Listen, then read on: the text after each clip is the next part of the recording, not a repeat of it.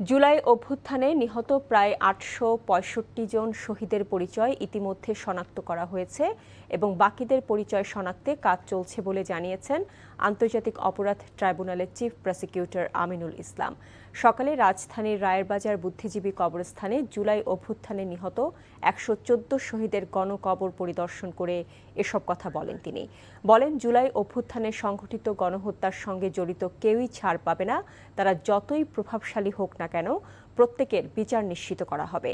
Chief prosecutor বলেন, জাতিসংঘের প্রতিবেদন অনুযায়ী শহীদের সংখ্যা ১৪০০ হলেও প্রসিকিউশন বিভাগের তদন্তে তা আরও বাড়তে পারে।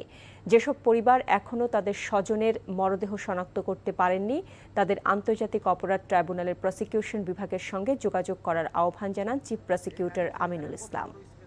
প্রায় ৮৬৫টা আমাদের ইতিমধ্যে শনাক্ত হয়েছে, আর বাকি যেগুলো শনাক্ত হয়নি সেটার বিষয়ে আমরা এখন তদন্ত কাজ করছি।